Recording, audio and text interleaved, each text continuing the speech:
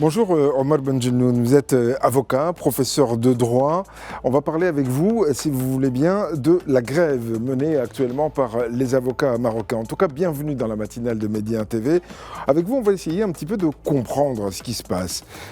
Comprendre cette grève que vous avez décidé même de durcir à propos d'un projet de loi, le projet de loi 66-23 relatif à l'organisation de la profession d'avocat, qui concerne, alors pour résumer, pour faire très simple, l'accès à la profession, la formation, la gouvernance des barreaux, ainsi que les relations entre les avocats et leurs clients, la discipline également dans votre profession et l'encadrement financier, j'en passe peut-être, mais c'est en tout cas l'essentiel de ce qui nous préoccupe, de ce qui vous préoccupe à vous particulièrement. Alors le ministère de la Justice affirme que l'objectif de cette évolution, de ce changement, de cette nouvelle loi, projet de loi encore en l'occurrence, est de moderniser la profession d'avocat et de renforcer la qualité de service aux justiciables. Vous dites, c'est tout à fait le contraire qui est en train de se produire ?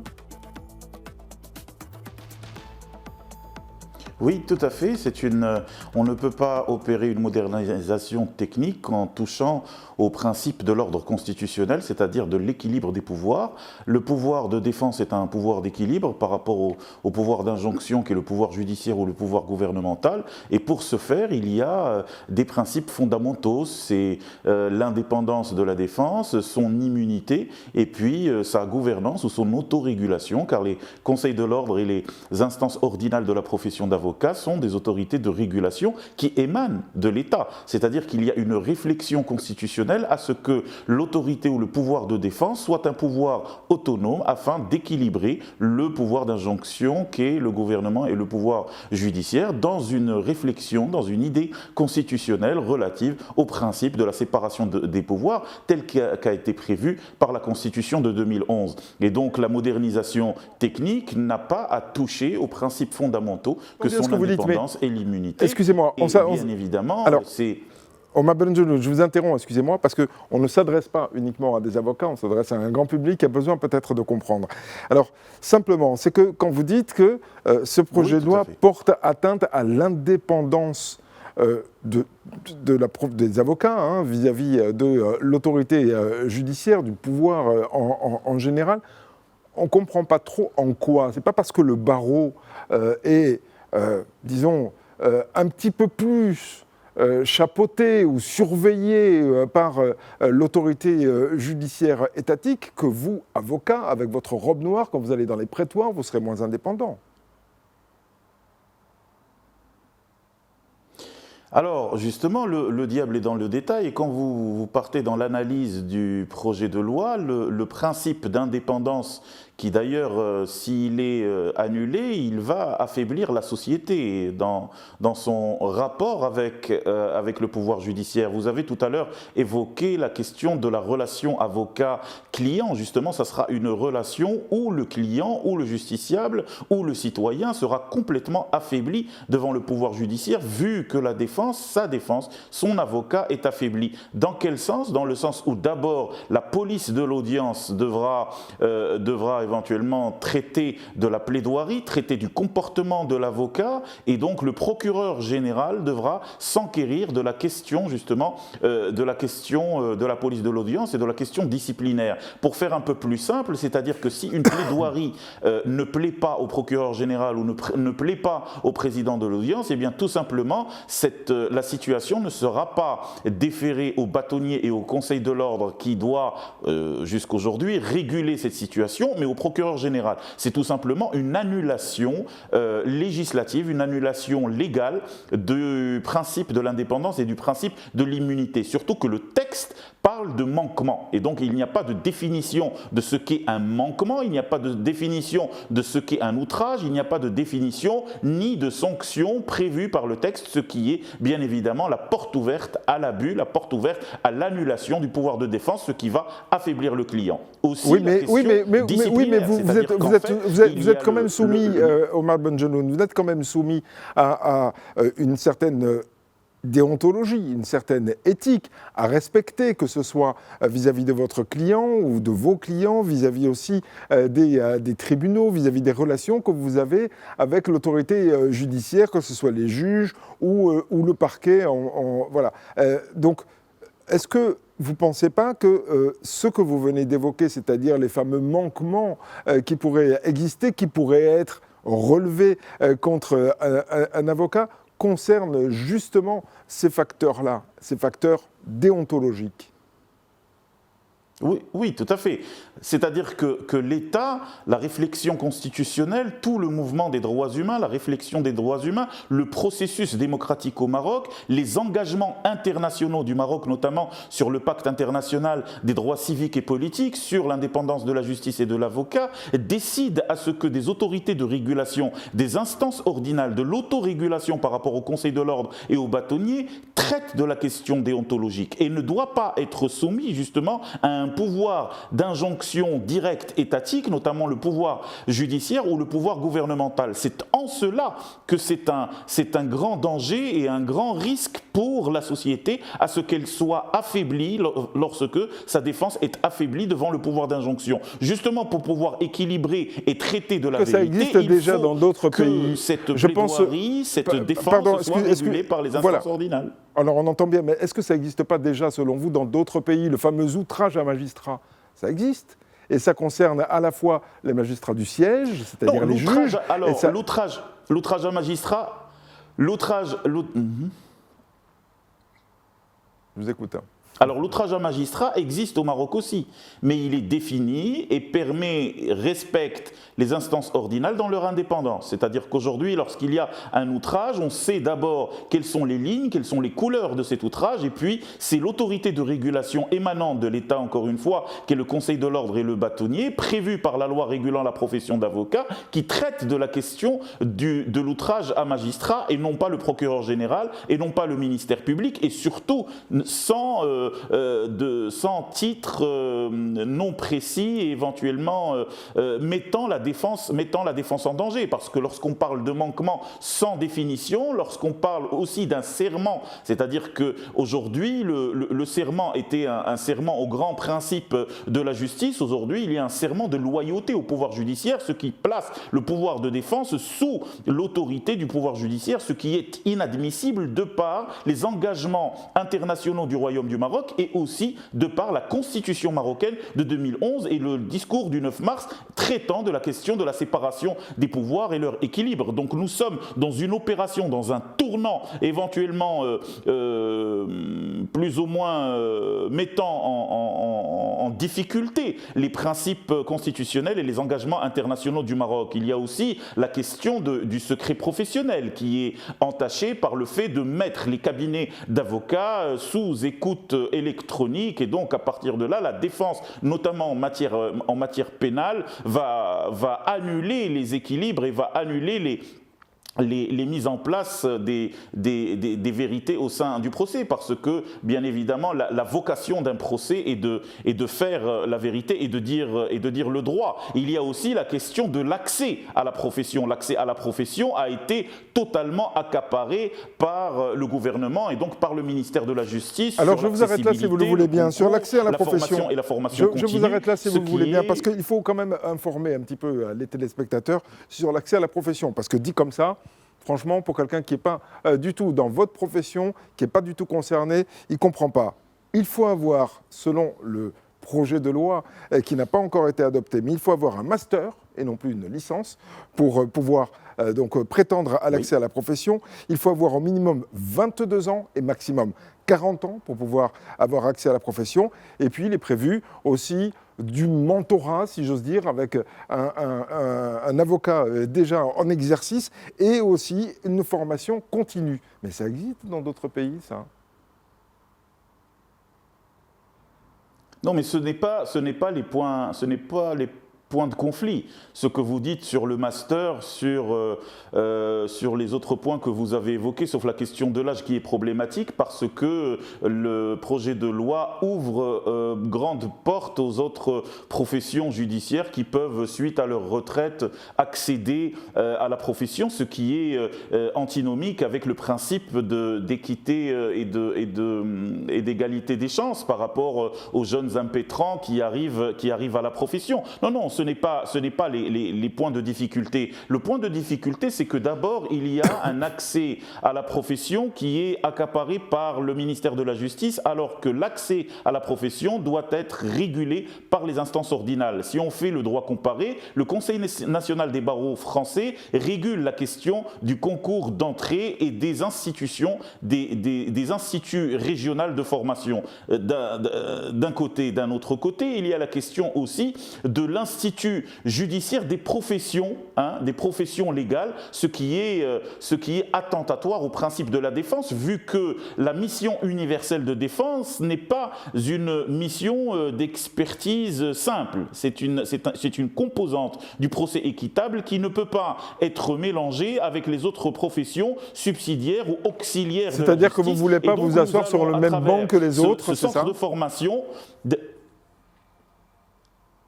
Ce n'est pas par flegme, mais c'est par formation et par idéologisation des nouvelles générations. Les nouvelles générations doivent être composites du procès équitable avec les magistrats et les procureurs, et non pas d'autres professions qui sont auxiliaires à la justice. Donc justement, il y a une réflexion, un arrière-plan idéologique de cette loi régulant la profession d'avocat qui veut rendre la mission universelle de la défense une mission simplement subsidiaire, mercantile, qui suit et qui dépend de deux pouvoirs que sont le pouvoir judiciaire et le pouvoir exécutif, ce qu'on appelle de manière militante un coup d'État constitutionnel. Oui, ça c'est une manière militante de le qualifier, parce qu'il ne faut pas oublier que l'actuel ministre de la Justice est aussi avocat. Et est-ce que vous pensez qu'il se tire une balle dans le pied en faisant ça ? Il est lui-même avocat. Oui, il est tout à fait isolé. Aujourd'hui, vous avez l'Union internationale des avocats, qui est l'instance internationale qui regroupe les plus grands cabinets mondiaux avec d'anciens ministres, d'anciens ambassadeurs, qui aujourd'hui, lors de son conseil de présidence, j'en reviens juste avant-hier soir à Lisbonne, se solidarise avec les barreaux du Maroc. Vous avez la conférence internationale des barreaux qui se solidarise avec les barreaux du Maroc. Vous avez vent debout les toges noires avec l'association des barreaux du Maroc. On ne peut pas être plus intelligent que des dizaines et des dizaines et des dizaines de milliers d'avocats qui ont une vocation universitaire, une vocation politique, une vocation professionnelle, et dire que ce projet de loi sert le Maroc en quelque chose. Au contraire, c'est une loi qui est régressive et qui est révisionniste par rapport à l'engagement constitutionnel et à l'engagement progressiste du Maroc en matière des droits humains, en matière de procès équitable. Et donc, nous demandons à ce que ce projet de loi soit tout simplement retiré du processus législatif, d'abord parce qu'il a enfreint le principe de participation et le principe de concertation constitutionnelle. Alors, ce n'est pas ce que dit le ministère de la Justice, puisque le ministère de la Justice dit qu'il y a bien eu concertation et ce texte est l'émanation d'une concertation. On va essayer d'avancer, si vous voulez bien, parce que, sans rentrer davantage dans les détails, parce que finalement, les téléspectatrices et les téléspectateurs ce matin ne sont pas forcément au fait de votre profession dans la façon dont elle s'exerce, disons, de manière textuelle. Voilà. Mais, cela dit, donc vous menez cette grève actuellement, une grève qui est dure, puisque toutes les audiences sont bloquées. Que devient le justiciable dans ces cas-là ? Parce qu'il y en a qui sont en détention, il y en a d'autres qui sont face à des situations qui sont très compliquées. Je pense à des situations familiales qui nécessitent peut-être des décisions urgentes. Je pense aussi à vos confrères avocats qui n'arrivent plus à gagner leur vie parce qu'il y a cette grève et parce que des grévistes, et vous ne l'ignorez pas, des grévistes les empêchent d'être eux-mêmes non grévistes. Qu'est-ce que vous répondez à cela ? Est-ce que finalement c'est aussi démocratique que ce que vous appelez pour le texte législatif ? D'abord, le fait générateur de cette crise est le projet de loi qui veut rendre le Maroc avec une justice sans défense. C'est-à-dire que ce n'est pas les avocats qui ont créé cette crise, mais c'est bel et bien le gouvernement qui n'a pas procédé à une concertation, qui nous sort de son chapeau un projet de loi complètement inique et complètement régressif, qui annule tout simplement les piliers du procès équitable et les piliers de la défense. Donc il se retrouve devant une situation où nous nous respectons nous-mêmes en tant qu'instance ordinale et en tant qu'avocats, et donc nous nous retirons tout simplement de cette mission universelle. Nous ne faisons pas grève parce que nous ne sommes pas une centrale syndicale, mais nous cessons toute activité et toute plaidoirie, vu que ce gouvernement veut opérer, et ce ministre de la Justice veut opérer un tournant dans le fait de se diriger vers une justice sans défense. Par rapport à ce que vous dites sur les grévistes, aujourd'hui, il y a unanimité par rapport à une unanimité démocratique et concertée dans nos débats au sein de l'Association des barreaux du Maroc, qui est l'association représentative du secteur, les 17 conseils de l'ordre, les 17 barreaux, et puis les assemblées générales. Et nous avons tenu à Marrakech le 2 ou le 3 janvier un conseil national exceptionnel de l'Association des barreaux du Maroc pour justement décider de mener un combat militant et un plaidoyer à l'international et un plaidoyer national avec les instances constitutionnelles pour justement retirer ce projet de loi. Et donc aujourd'hui, la cessation d'activité est tout azimut et tout à fait sujette à unanimité de tous les avocats, et celui qui est responsable de cette situation est bel et bien le ministre de la Justice. Vous disiez unanimité tous les avocats. Vous disiez unanimité tous les avocats. Ça, il n'y a rien qui le prouve. Excusez-moi. Hein. C'est pas parce que le barreau le décide que tous les avocats sont d'accord. Ça, c'est la première chose. Et puis la deuxième chose, si vous le permettez, qu'est-ce que vous dites de ces avocats, de vos confrères, qui ne parviennent plus à gagner leur vie parce qu'il y a cette grève, qui ne gagnent plus d'argent? Non, mais ça aussi, c'est vous qui le dites. Je n'ai absolument aucun communiqué, ni aucune déclaration, ni aucun écrit, ni même un WhatsApp qui me dit qu'un confrère souffre économiquement d'une situation précaire où la grève va éventuellement porter atteinte au petit lait de son enfant le matin. Donc c'est moi qui n'ai pas d'informations dans ce sens, mais en tout cas, ce qui est certain, c'est que vous avez les communiqués de l'ABAM, de l'Association des barreaux du Maroc, et des 17 barreaux de la Fédération des jeunes avocats. Vous avez aussi un front qui a été constitué, qui regroupe 40 partis politiques, syndicats, associations civiles, associations des droits humains, qui font front commun pour justement soutenir la profession d'avocat. D'une part, ça ne sera pas 1 ou 2 ou 3 cas qui vont être éventuellement soutenus par le ministre pour justement dire ce genre de choses et tenter de faire sécession. Ça ne peut pas parasiter le mouvement. Et puis troisièmement, nous n'avons absolument aucune si vous le voulez bien, un mot, parce que le temps nous est compté, Omar Benjelloun. Un mot, si vous voulez bien, parce que le temps nous est compté encore une fois. Ça m'a fait plaisir d'être reçu par vous, monsieur Marty. Non, mais c'est très gentil, ça me fait aussi très plaisir. Mais un mot, si vous le voulez bien, vous n'avez pas tout à l'heure répondu à la question sur les justiciables qui attendent des décisions et qui sont bloqués par votre grève, et particulièrement ceux qui sont en détention ou ceux qui attendent des décisions difficiles, des décisions familiales, particulièrement, il y a peut-être des placements d'enfants et autres. Sur ce point, je vais vous répondre par 2 points. Tout d'abord, encore une fois, le ministre est responsable de cette situation vu qu'il veut annuler la défense dans notre pays. Deuxièmement, ce qui est plus important que les cas par cas que vous annoncez, c'est la justice dans notre pays. C'est-à-dire que c'est un pas en arrière pour 2 pas en avant. L'idée, c'est de préserver l'ordre constitutionnel et de préserver notre justice pour justement protéger la société d'un despotisme du pouvoir judiciaire et d'une potentielle situation où la corruption risquerait d'augmenter. Donc aujourd'hui, les avocats prennent leurs responsabilités en défendant l'ordre constitutionnel. Ce qui est des cas urgents, bien évidemment, nous avons prévu, en tant qu'instance ordinale, en tant que conseil de l'ordre et en tant que bâtonnier, nous avons prévu des différentes exceptions au cas par cas pour traiter des cas extrêmement urgents. Pour ce que vous dites par rapport au reste sur les affaires criminelles, sur les affaires affaires correctionnelles, sur les affaires familiales et même sur les questions d'urgence ou d'heure à heure, donc ce qu'on appelle les procédures de référé, bien évidemment, nous traitons les questions au cas par cas, dépendamment des situations d'urgence. Mais aujourd'hui, ce qui est important, c'est ce qu'on appelle la contradiction principale, qui est d'abord de sauver la justice dans notre pays et de préserver l'ordre constitutionnel qui a été établi par le texte de 2011 et le discours du 9 mars. Et c'est ce que dit aussi le ministre de la Justice avec ce projet de loi. Il veut lui aussi préserver la justice et même la moderniser. Merci encore Omar Benjelloun d'avoir été l'invité de cette matinale de Medi 1 TV. Je rappelle que vous êtes avocat et professeur de droit. À très bientôt. Excellente journée à vous.